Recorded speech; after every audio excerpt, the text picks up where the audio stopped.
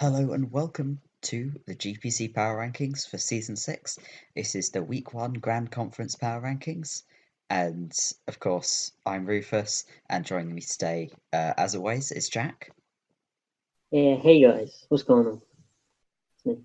And so, obviously, it's only been 1 week, so things, but it's been a very interesting Week 1. So, without further ado, let's get into the number 10 we agree on again. Uh, the Richmond Requasers. Um, so Jack, do you want to talk about Dom? Yeah, well, he made very bad start. He had a bad start to the game, and without having sturdy Don fan at the start. Um, yeah, Yeah, not Sturdy Dom fan was an interesting like that was I I don't know if it that made was a mistake or what other abilities does Don fan have which like he might want to have used. Um, Sand it, what Sandvale. Like hmm, I'm trying to think why he would have run Sandvale. And I Turbo don't doesn't know. have sand. He fought Turbo this week and came off with what was the score? It was -4, wasn't he? He lost came with a 4-0 loss. And just he made some really strange plays. Like there were a lot of things I didn't understand about how he played. And I just Yeah, think the turn one put him on the back foot and the rest of the game he just couldn't catch up. yeah, it yeah it made the game quite uneven for him right at the beginning. So Yeah, I still want to know why Sandvale? Like, yeah, I don't think it don't really make sense. I think it might have just been like an accident or something. yeah, but how could you accidentally give something a hidden Yeah, ability? Like, I understand if it like defaults to the default ability, yeah, but yeah, doesn't make oh well. Um, and so moving on to number 9, who's actually moved up despite having a loss this week. We have Paul and his Jufa Drapions. So Paul faced off against Ethan this week. And I think the thing that summarized this match is check your teams. There were two instances on either side of players not checking their teams. First of all, Ethan was meant to run enough speeds to outspeed Mega Heracross on Mega Venusaur, which didn't happen. And then Paul did not have enough speed on Thunderous Incarnate to outspeed an Infernape. And it's just if you're going into a league match, check your teams. Just before you battle, go and showdown, make sure everything is in check yeah, so that that happens this to me. doesn't happen. Yeah, Like I understand if showdown messes up in a moment, but when like it's it just feels silly when like because both of these mistakes were crucial to the game and just it could have been so easily resolved. yeah. Something I do as well is I make a mistake and then it, you know, it showdown messes up or something, and then it kind of, you know, there's a one without like a move or something. So yeah, it Oh happens yeah, quite a like lot. Showdown can mess up from time to time, but I think both of these errors were just them not checking before they go into the battle. Yeah, But going into pool specifically, is that in the game, I think first things first, I think he was too bold with Heracross. Like he played way too boldly this game, I think. Like he played really aggressively with things he needed to keep. yeah, So Heracross, for example, like in the early game, he kept in Heracross on things which could easily take it out, and it paid off. But You think Heracross is key for breaking Ethan's bulk, and you're leaving it in on things which you really shouldn't leave it in on. Mm, And the same thing happened with stuff like Azumarill and Metagross. Like, he didn't preserve the things he needed for Weavile, because Weavile, like, could have easily. It was a massive threat to Paul's team. It just didn't preserve them at all.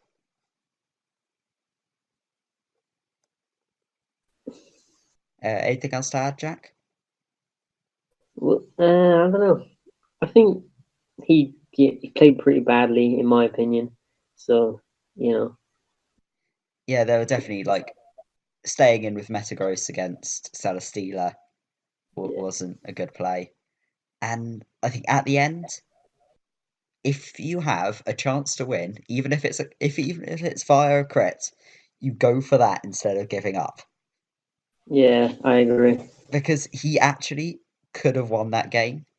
Because at the end, the Weavile was in, and he had Scarf Decidueye in the back, and he could have gone into that. And if he had gotten that crit, which did end up getting in the game, if he'd gone to Decidueye first, then he actually could have won. And so it's a case of just even if there's a tiniest chance, you go for it. And he didn't go Yeah, for it. yeah, I agree. So let's move on to the next one. So my number 8 and what you have at number 6, the Texas Turtwigs. So do you want to talk about this one, Josh? No, not this one, Jack. Josh's Texas uh, Turtwigs. well, I think he played pretty well against Asta, but I think he didn't prep um, too well. I think that was his main issue. Um, so Yeah, I completely agree. Like his plays weren't that bad. It's just he lost on team when he brought the team he brought. Like yeah, the first thing that stands out is why didn't he bring Pinsir? What does Asta have for a Pinsir? Like look at yeah, his team. Megalopunny, you can quick attack. Jirachi, you outspeed and can earthquake. Zygarde, return. Florges, return. Thunderous, I mean, you can't have coverage to everything on his team. And so yeah, you'll have to miss out something like Thunderous or so Thunderous you probably couldn't, but still, like when one Pokemon walls his team, walls Mega Pinsir, you're gonna bring Mega Pinsir still. he didn't. Yeah, he Actually, could have bring Mega. I want to check this because how much would a Mega Pinsir return do to a Thunderous and Thunderous T? Because I get the feeling it like I don't know, it might at +2 it might do like over half. Yeah, I think. Thunderous T. Wow. Okay. At +2, um, Mega Pinsir kills with return. Oh, That's without HP well, investment. That is pretty good. Like, so even Thunderous T isn't really something. I just that's a don't start. understand why you didn't bring Mega Pinsir. Yeah, it doesn't make too much sense. He would have done quite a lot for his team if he did bring it. So Yeah.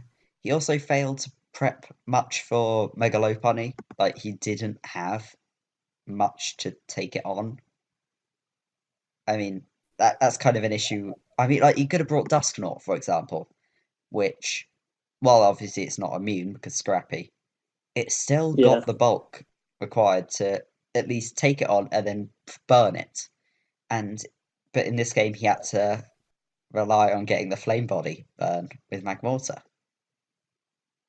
mm, And also, he was overly reliant on Piloswine as his big physically defensive thing. And yeah, when it doesn't have recovery, you don't want to be relying on Piloswine because there's only so many hits it can take. yeah. Yeah, And yeah, I just think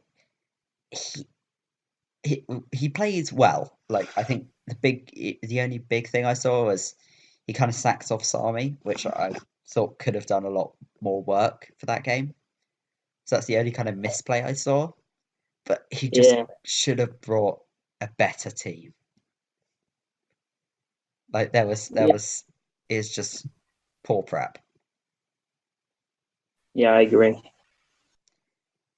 And so moving on to my number seven, and who you have at number five, the lowest ranked team with a win. That's Ethan with the Tennessee Dynamos. And yeah, what is that to say about this game, which we didn't say regarding Pool? Well, obviously, again, check your teams because Yeah, you know he ends up losing Mega Venusaur to Mega Heracross because Mega Heracross could outspeed. And also check check mechanics because he was caught off guard by counter only counting for the last hit of a rock blast, which I can kind of understand. Like, yeah, I didn't know that, but then he clicked counter again. Like, when you suspect something's wrong with what if something did something the other turn, you don't do exactly the same thing hoping for different results. Like, I don't understand why. yeah. I don't know. Maybe he just thought something else was gonna happen. Yeah, it's just I don't understand. Like, because he'd revealed the counter. Paul was never going to be clicking Coast Combat, Yeah, and so why did he click counter again? Like, you know how much what it did last time. Paul's not clicking Close Combat. He's not that bad. Why well, did you click counter again? yeah, And overall, I just felt this game was way closer than it actually should have been.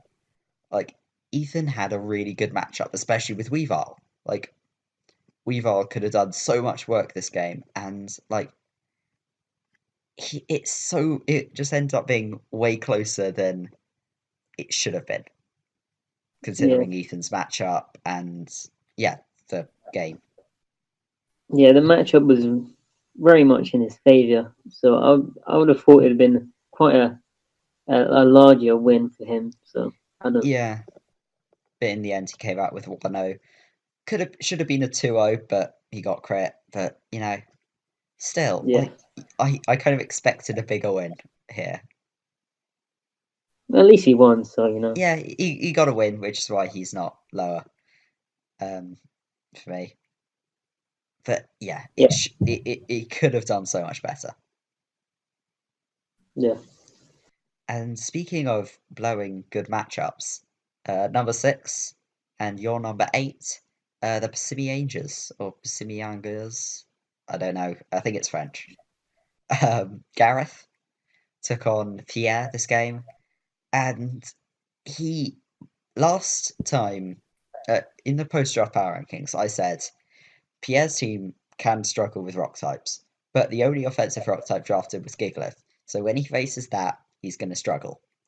Week one, Gareth has Gigalith against Pierre. Gigalith doesn't do anything.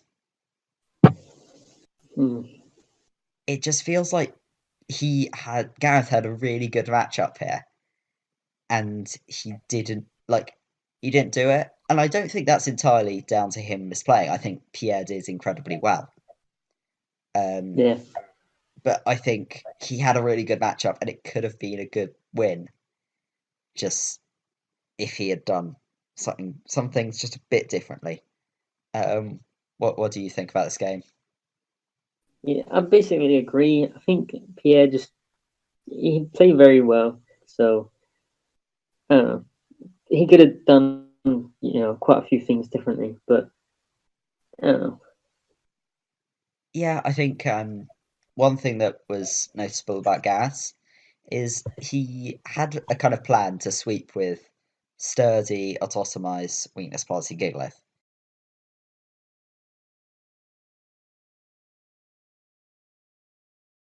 Okay, we're back. The echo has now been fixed. Apologies for that. So as I was saying, Gareth's plan to sweep with Sturdy Gilglith was a good one. It's just when you bring something with Sturdy or Focus Sash, you need to bring removal, especially when your opponent has Yeah, something like Skarmory, which is really good at setting up hazards. yeah. Um, yeah. It doesn't really make sense to bring something with a sash and then not have removal on the same team. Yeah, exactly. Anyway, moving on Unless, to unless you had something else to say. well, unless he, of course, led with the thing. No, he kept it in the back for most of the game. Yeah, no, but no, it's okay. Anyway, moving on to my number five and your number seven, the Exeter Chief Electivires and Melon. What do you think about Melon, Jack? He got the first turn. He got a big hit on Diggersby, but then again, he also lost his explode the same turn, so that kind of hurt him quite a bit. Um, he had the Z Sunny Day on Heatran, which is pretty cool. I like that. Yeah, that And Heatran almost a comeback. Not quite, but yeah, almost. that would have been cool to see. But yeah, Yeah, I, I think regarding that I turn one, I think Exploud's when you have when you're calking and when you're kind of in a situation like that, my mentality is always calc for the worst.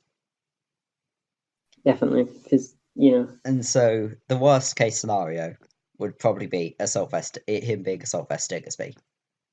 Because, Specs Moonburst from Exploud could kill a choice banded Diggersby. But if he was Specs, or if he was. No, not. If he was Assault Vest, or if he was Scarf, then you just losing your Exploud for no real good reason. yeah, And it's just. You just always calc for the worst. yeah, definitely. And I Um, think what was. He also allowed his Scizor to get worn down, which really didn't help because it allowed Diggersby and Landorus to do a lot more damage to his team. Because Madden's team does struggle a lot with ground types, and the fact he let Scizor get worn down like that meant that Diggersby and Landorus could just be that little bit more threatening. yeah, But I think overall his bulk just didn't stand up to Zazo's offense. And I think yeah, while the reason I have him higher, the highest of all the teams that lost, it's because I don't. It wasn't necessarily a case of him losing. I'd say it was more a case of Zazo winning. Like he didn't do anything massively wrong. I don't think. Like aside from the turn one and Scizor, like I don't think he necessarily did anything hugely offensive. He just Zazo was better. yeah. I, he's they're both pretty good players, but you know, they're. I think he just kind of lost to uh, you know, not being able to. I don't know. Yeah, I think again with it's like Dom, like when something goes down turn one, you're starting off, 6 and 5. You're starting off with one less Pokemon, and that's tough. That's a tough position to start off the game with. Yeah, makes it a lot harder to come back and stuff. Exactly. So moving on to both of our number fours, the Phoenix Midnights and Turbo. And so Turbo was the one who fought Dom this week. And Yep. yeah, what do you think about Turbo? Yeah, he got a comfortable win in my opinion. He had the mental herb Mew, so that was Yeah, I have that in my fine. notes. just mental herd Mew. Yeah, I think I'm not sure if that was a work of genius or idiocy. I want to think genius. Like I, it's very interesting to say the least. yeah, But then again, he did know that like Whimsicott was most likely coming because it's his Z move user, and so it's Dom's Z move user, so it's way more likely to come now. And so I think Mental Herb Mew was pretty really clever by Turbo. And yeah. It was. in the end, just Turbo brought what he needed to bring to beat Dom's offense. Because Dom's, if you can out offense either the Richmond or Dewford, they're both teams where if you can beat their offense, you win. Like you're going to struggle to outbulk them, but if you have something a bit faster, if you have something which can be better than their offense, then you just easily win. And Turbo did that. He brought the offense needed to beat Dom's offense. Yeah, And so moving on to both of our number threes, we have the Montreal Habsols. And so Asta, I think there are two big notes I have here. The first one is the core, because that the Florges well, it's mainly Jirachi and Zygarde which did a lot of the work with Megalopunny in there, who just Josh could not break at the end there. well, I mean, let's be honest. Empoleon kind of won in the game there, so Yes, that's my other note. Empoleon. It just this game kind of proved why I say Empoleon isn't great. It's just when you're wrong. Empoleon goes down to a pile of swine after only clicking rocks, that's the story of Empoleon right there. That's like why Empoleon is bad in a nutshell. It gets up rocks and then dies to something any other bulky water should easily 1v1. Yeah, It's that's just what Empoleon does. And yeah, I've gone on a bit of an Empoleon rant, and it's not really to do with Asta. It's just Empoleon is bad. But moving back to mm, Asta, I just think yeah, he his primary like core of Mons was so kind of he played them so well. Like those top three, as I said, um, Lopunny, Jirachi, Zygarde. The way he managed to keep those three for the end so that Josh could just not break them was really good. yeah. Like those three together are just like insane in my opinion. Yeah, especially with Zygarde's obvious buffs with getting like 20 billion signature moves now, including ground type Yeah, move, which can hit flyings. Zygarde used to be so bad, but now it's like, Yeah, I want to see someone use thousand waves. So I want to see Asta use thousand waves because like trapping your opponent, that's pretty good. Like, mm, but I mean, even here, his Zygarde set was really interesting because he had both Dragon Dance and Coil with his yeah, Thousand Arrows and Iron Tail, which was exactly the set he needed.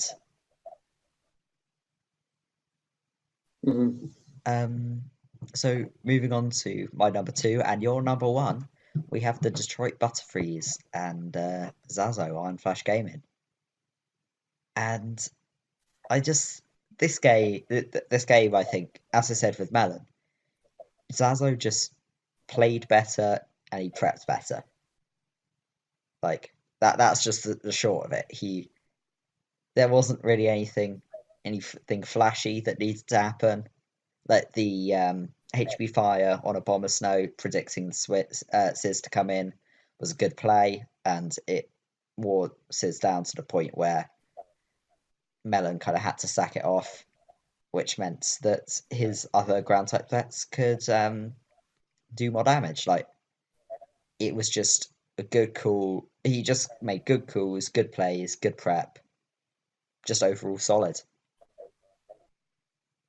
Yeah, I agree. That's basically how you win games in league. So Yeah, you just got to prep well and play well, and then you go, you yeah. win. Easy I mean, yeah. I don't know why more peasy. people don't. Yeah, no. And there really isn't much else to say about that game. Do you have anything to add? And not really. Okay, so moving on to my number one and your number two, the VCU restaurant. So Jack, talk about Pierre. He played very well. He used Meloetta and Volcanium pretty well as well, which is nice. Yeah, So Pierre knows how to use Meloetta. Like it's he's had it for like three. This is the third GPC season I think he's had it. He knows how to use yeah, Meloetta, and yeah, he knows every in and out of it. If anyone can make the right Meloetta set for a situation, it's Pierre. And I said that in the post draft, and he proved it here. He can use Meloetta and Volcanion. Like that set was unconventional, but exactly what he needed. He spread Toxics around on Gareth's bulk, and then whatever he couldn't hit with Steam Eruption, he could either stall out with Toxic, and then he had Superpower for Hydreigon. And yeah, I think the spreading of status was very well thought out. He kind of just gave it to whatever needed it. Arcanine Toxic, Vaporeon Toxic, Megardevoir Thunderwave.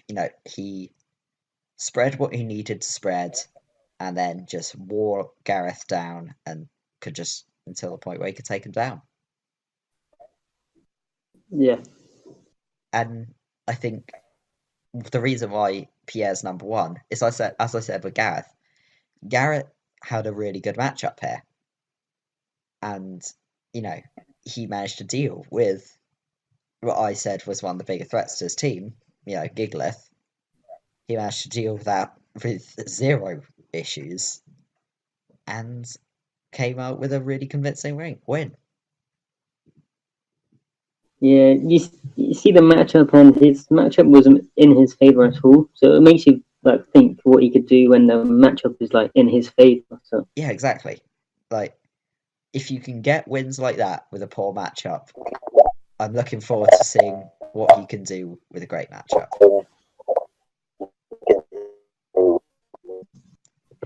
So, unless you have anything else to add, now, so yeah, that's it for the week one power rankings. We'll be seeing you in week three, where we'll do the week three grand conference power rankings. However, next week you will have Mio and Florida doing. Actually, wait, it is Mio, right? I haven't confused him with. I haven't said Dio, right? Dio, it's Dio or yes, Mio. yeah, The Mio. nicknames confuse me. Yeah. It's Mio, right? Mio and Florida for the week two petite conference power rankings. So they'll be going over both week one and week two and giving you their thoughts.